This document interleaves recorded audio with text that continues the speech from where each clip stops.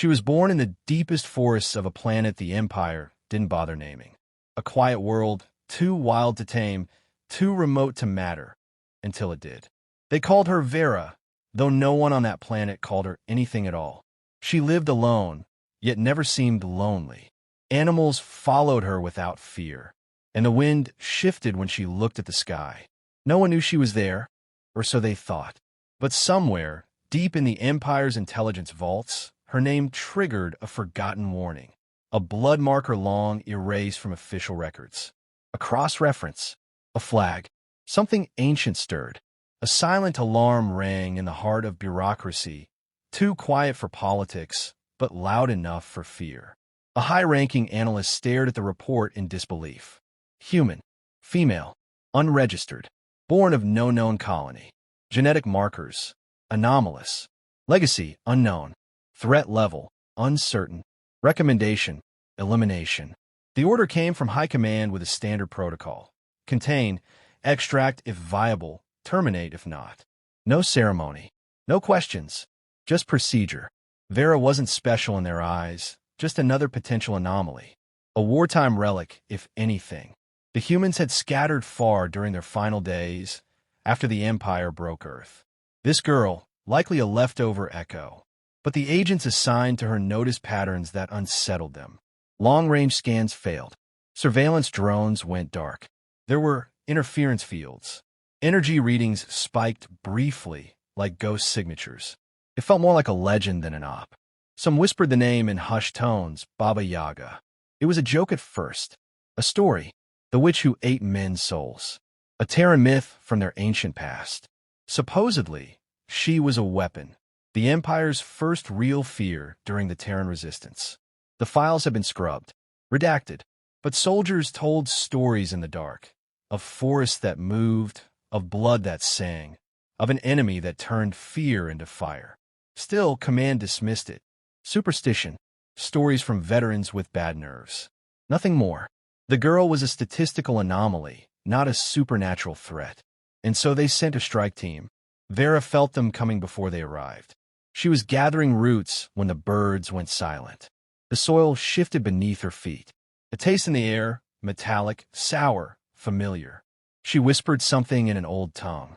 The forest listened. That night, she sat by the fire, her hands wrapped around a carved cup. Smoke curled upward into a spiral.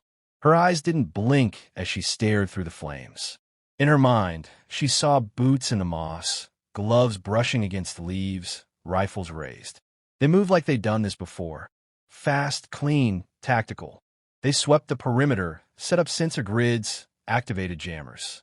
The squad leader marked her hut as the central point. No movement inside. No lights. One of them laughed. Too easy. Inside, Vera stood motionless. She tilted her head, as if hearing something distant. Her fingers traced the edge of the old iron stove. She whispered again, and this time, something echoed, too deep to be a voice, too cold to be wind. The first trooper crossed the threshold. His boot hit the floorboards. Then nothing. His signal vanished. The squad leader barked orders. Two more entered. They didn't come out. No shots. No screams. Just silence. A fourth soldier cursed and fired into the hut. Nothing but smoke emerged. Then the woods began to shift. It was subtle at first. Shadows that moved without wind. Branches bending without pressure. One soldier fired at a silhouette. It vanished. Another felt fingers brush his neck, though no one stood behind him. Panic crept in. Protocols broke. Formation dissolved. From the edge of the clearing, Vera watched. Not hiding. Watching. She wasn't angry. Not yet. The squad leader finally spotted her. There, he shouted. He raised his rifle. She blinked. The rifle jammed. A second later, the man fell forward, unmoving. No blood. Just gone. They tried to retreat, but the path they came in on no longer existed. The trees had shifted. The stars above no longer matched the maps. One of the soldiers whispered, "It's her. It's the witch." And Vera turned her gaze to the trees. They responded. Leaves rustled like whispers. Roots uncoiled like serpents. The forest, long dormant, stirred like it remembered something. Vera's voice came soft through the mist. You shouldn't have come here. And then the lights went out. The last transmission from the strike team ended with static and a single word, gone. Command dismissed it as equipment failure, standard in unshielded terrain. Still, they sent a long-range drone to confirm. The drone lasted 17 seconds before its feed turned black. There were no signs of damage, just nothingness. Protocol dictated escalation. Another team was assembled, this time with heavier armor, more firepower, and orders to leave nothing standing. On the way down, one of the officers reviewed a report flagged by a retired intelligence operative. It contained a single entry, decrypted from an ancient Terran war log. If the forest speaks, do not answer. If she looks at you, do not breathe. If you find the girl, pray you never do.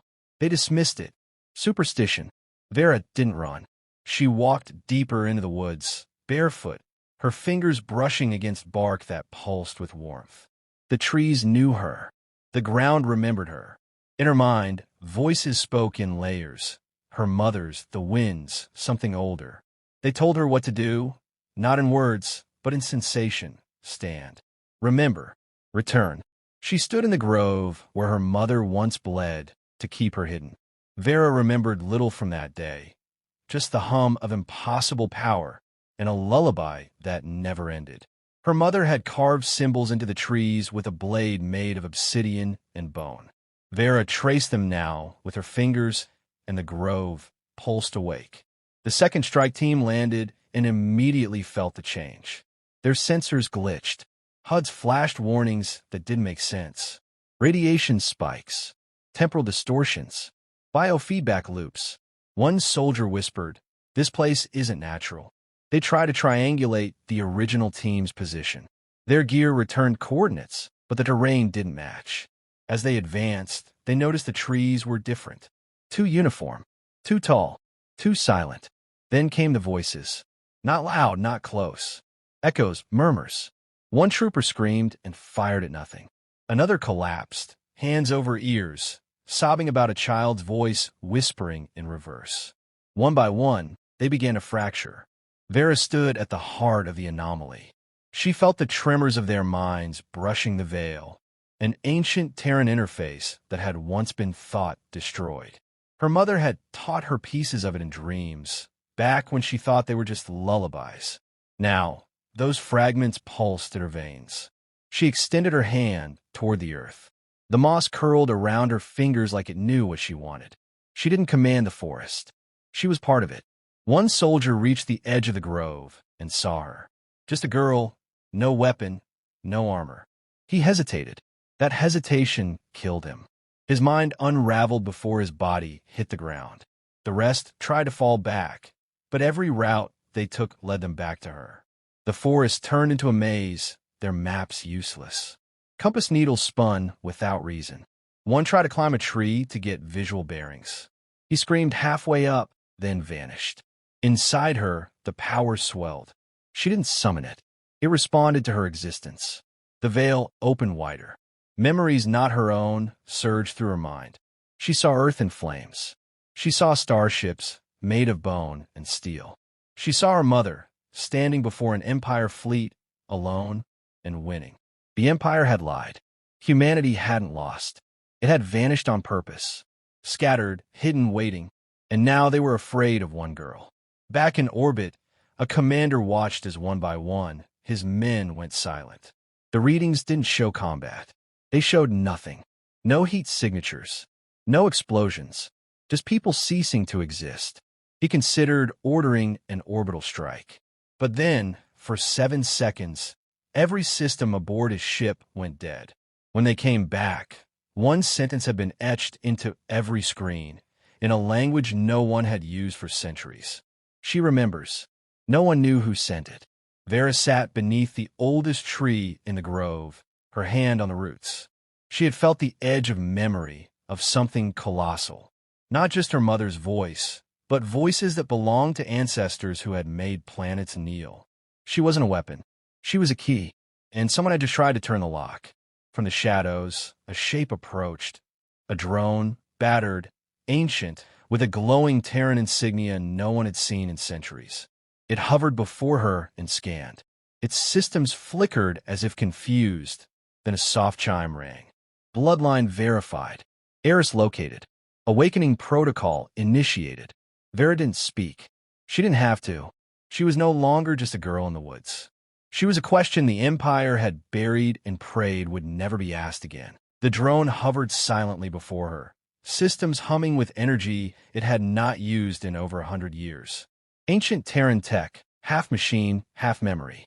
It had been waiting, buried under layers of encryption and planetary camouflage. Its awakening wasn't accidental. Vera had triggered it just by standing there. Protocol, Prime Descendant, it said. Access granted. Command authorization pending. It displayed a projection. Maps, records, battle logs, historical data long since erased by the Empire. Vera saw flashes of Earth, not as a ruin, but as a fortress world, defiant until the very end. She saw the last days of the Terran resistance, the moment the Baba Yaga disappeared with a child in her arms, cloaked in fire and fear. Her mother had run, not to survive, but to protect something bigger. Not herself, not even Vera, but the last spark of a power so old the stars themselves remembered it. The drone opened a secure data vault. Vera's eyes locked onto the symbol at the center. The Eye of the Forgotten, sigil of Earth's last line of defense. An order that fought with both weapon and will, founded by the very ones the Empire feared most. Information rushed into her mind. Neural transfer, pure and violent. The knowledge of 20 generations of shadow warriors. Tactics, history, biology, manipulation of the veil. Not magic, not faith, just a kind of science that had never been written down, passed through blood and instinct. She dropped her knees. Her breath hitched. The power was overwhelming but not alien. It was her. Always had been. The drone extended a small panel. A vial appeared, filled with dark silver liquid. Cognition catalyst. Lineage bonded. Final inheritance. She took it without hesitation. The moment the liquid touched her tongue, time stuttered. Her veins lit with blue fire. Her vision stretched, layered, fragmented, then focused. She saw through the trees, through the air, into the orbit above. A fleet was coming. Empire reinforcements. Bigger, better equipped. They wouldn't send men this time.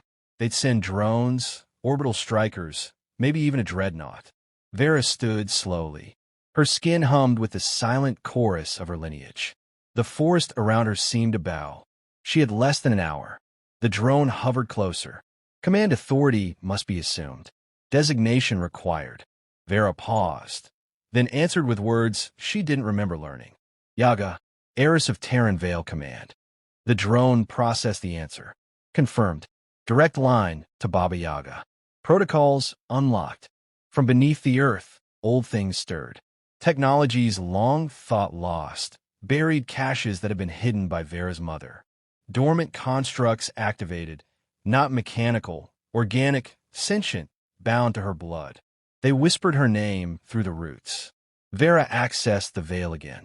This time with purpose. The Empire's systems above flickered. Just a taste of what she could do now. She wasn't bound by their physics. Terran science had once bent probability, destabilized reality. The Empire called it myth because it terrified them. She used it. With a thought, she reached through the veil to the orbiting ships. Her consciousness brushed against them. She didn't attack. She listened. Every ship had a voice, cold, clinical AI systems programmed for conquest. But inside one of them, she found something unexpected. A human. Prisoner. Sleeper agent. DNA signature. Terran. She triggered a bypass. Opened his cell remotely. He woke in terror, then confusion, then recognition. The signal embedded in his genes matched hers. Across space, he whispered, "You're real." Vera responded only with one sentence, transmitted through the ancient Terran frequency. "Do you want to fight?" He didn't hesitate. Yes.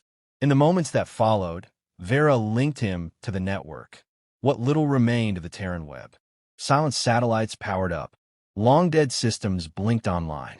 And across distant corners of the galaxy, others felt it too. They didn't know why they looked up. They just did. And something inside them said, it's time. But Vera wasn't finished. She turned to the forest and activated the grove's central node. Her mother had left her one last gift, an echo of herself, locked in a crystalline construct, not a recording, a sentient fragment. It looked at Vera and smiled. "You found your name," it said. Vera nodded. "Then you know what comes next." "I do." The fragment burned itself out, releasing its stored energy into the veil. The ground shook. The sky bent. It wasn't destruction. It was preparation. Vera understood now. She was never meant to stay hidden forever. She was a weapon that could think, feel, and choose. A catalyst meant to relight a war long gone cold. She felt no fear. She looked up into the stars, not as a girl, but as an heiress to a forgotten empire that had never truly died. And she spoke again, not with her mouth, but with her presence. "Come, then, see what one human girl can do." The Empire's dreadnought broke orbit in silence. No announcement, no theatrics. It came like a judgment, its hull blacker than space, its weapons charged with the kind of energy designed to erase continents. It had ended rebellions, burned worlds. This was not a show of force. It was the Empire's answer to fear, a final measure against anything it could not control. Inside its command chamber, no one spoke. The officers were veterans, the crew selected for psychological rigidity. They didn't ask questions. They followed orders. And the only order was, eliminate the anomaly. Below, Vera stood in the grove, eyes closed, listening to the sky. The moment the dreadnought aligned for its strike, she felt the change. The forest stilled. The veil rippled. Something inside her expanded. Her pulse no longer bound her body, but stretched through roots, through stone, through orbit. She didn't need sensors. The dreadnought was a sun in her mind, a burning presence loaded with intent. But where others saw size and power, she saw something else, weakness. It was still built by hands, still guided by thought, still reliant on systems, structure, and prediction. She was none of those. Vera activated the grove's anchor field. From beneath the forest floor, constructs surged upward, living machines born of forgotten Terran design. Not robotic, not artificial, grown, bonded, instinctive. The Empire had seen them once, long ago, and had named them WIRMS in fear. They weren't weapons. They were guardians, each tied to the veil through the bloodline. They didn't roar. They moved. Above, the dreadnought's main cannon reached charge. Target, locked. Atmospheric interference, irrelevant. One clean shot would flatten everything in a 10-kilometer radius. But in its core, something began to falter. The crew didn't see it, but the AI did. Its targeting arrays fractured, not jammed, disoriented, as if the planet itself refused to be measured. The dreadnought fired. The bolt descended, a spear of antimatter laced with phase disruption, enough to split the planet's crust. It never touched the ground. Vera caught it, not with her hands, with the veil. She didn't stop it. She moved it. The bolt vanished mid-air and reappeared 3 meters behind the dreadnought, arcing in reverse. The explosion bloomed silently in space, carving a chunk out of the vessel's rear engine array. Panic spread across the bridge. The captain demanded answers. No one had them. Vera opened a path to the orbiting sleeper agent. He had already reached the ship's network core, guided by instincts he didn't know he had, a remnant of old Terran conditioning. She amplified it. He became a conduit. The ship's internal systems began to fail, not from code, but from presence. Terran signatures overwhelmed Imperial encryption. The AI buckled. Screens flickered. Lights dimmed. And then Vera spoke to the ship. No voice, just command. Kneel. For 3 seconds, gravity reversed inside the dreadnought. Crew members slammed to the ceiling, then the floor. Power cycled uncontrollably. Fire suppression failed. Hull pressure destabilized. But the ship didn't crash. It stalled. Vera wasn't here to destroy. She was here to remind. The forest around her moved. Not randomly, not wildly, purposefully. It reformed into symbols, sigils, the language of the old world. Above, satellites that had been dead for centuries turned to face the stars. Beacons pulsed. Messages launched faster than light, carried on fragments of veil energy.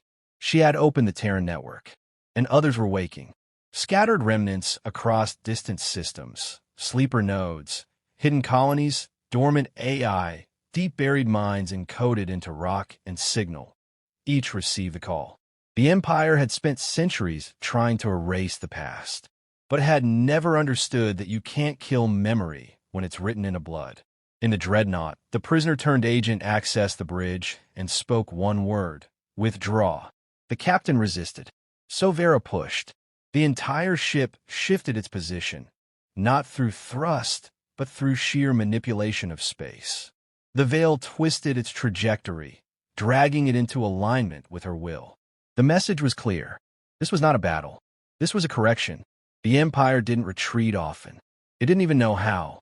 But the dreadnought, crippled and humiliated, began to pull back. No orders. Just instinct. Fear. Somewhere in its vast memory banks, it had found a record marked Baba Yaga. Engagement denied. Vera stood alone now. The grove quiet. The power settling. But she was no longer hidden. She had revealed herself to every listening node, every Terran relic, every buried spark of resistance still left across the stars. She wasn't waiting for the Empire to return. She was inviting them. The veil didn't close again. It expanded. And across the galaxy, those who remembered Earth, those who had whispered the old names in secret, those who had buried their weapons and swallowed their rage, they looked up and said one word: daughter.